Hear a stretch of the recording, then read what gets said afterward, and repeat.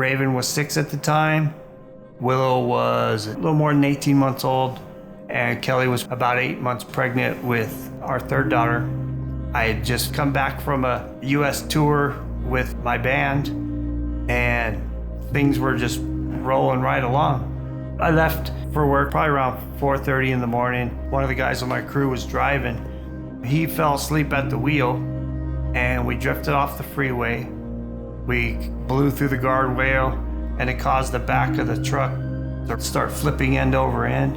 I was ejected from the vehicle. I just remember laying face down in the middle of the freeway. I could smell the dirt. I could hear the cars going back and forth. That's pretty much the last thing I remember. I remember somebody calling me, so my phone ringing at about 6 o'clock in the morning, and I was angry because I was like, who's gonna wake up a pregnant woman with babies, you know? His boss had left a message saying that Mark had been in a car accident. And so I called the hospital, and they said, well, we really can't tell you anything. I go, well, is he gonna be okay? And they said, we hope so. Just hurry up and get here, honey. Don't know where I'm at, but it's clearly a hospital.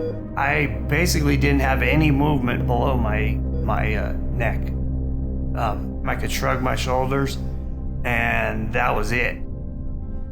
I'm sitting there stuck, and I'm watching the world go by. The nurse came out, and he said he'll never breathe on his own. He won't be able to eat on his own. He'll never walk. Like, it was pretty traumatic. I've been taking care of my family for all these years, and now they're gonna have to take care of me.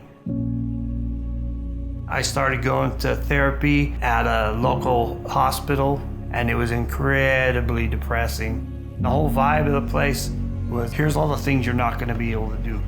Nothing encouraging about that at all. There wasn't anything else that his insurance would cover, and we sure didn't have any money. We had a friend who had told us about a facility that was working with spinal cord injury patients, and they were doing some pretty amazing stuff. It sounded like it was some sort of like an oasis in the desert. I was terrified to call because I knew it was expensive and we didn't have any money. And my friend said, just call them, what's it gonna hurt? And I called them, and they said, just get him here, we'll get him out of the car. And I go, well, you know, financially, we can't do it.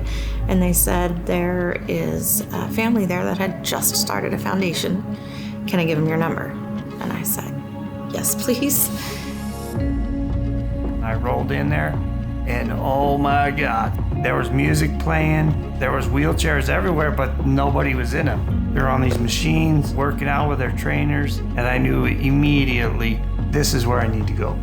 Hal Sr. rolls me into one of the offices, says, hey, we'd like to get Mark started on the schedule, and Be Perfect is gonna pick up the tab. And it was hard to process the conversation that was taking place right in front of my face, right? That's where it all began, right there. In 2007, shortly after my own son, Hal, became paralyzed, we established the Be Perfect Foundation.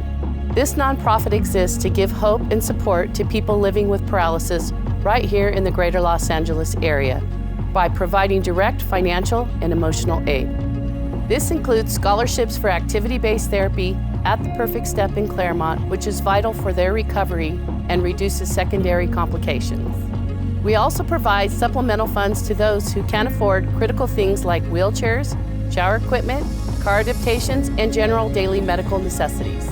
As a board member, I am proud to say that 99 cents of every dollar given to our foundation directly funds a patient. We are entirely volunteer-based, which means every donation directly helps those with paralysis, giving them a healthy recovery and a hopeful life. We were in the dark and just lost. And then Be Perfect came along and lit the way. I'm supposed to be on a ventilator and a feeding tube. And I'm moving my arms, move my hands just a little bit. A couple of years ago, I decided to go back to school and get my degree in clinical psychology, and I plan to be a mental health counselor for people dealing with disabilities. In my own way, I want to give back and help as well.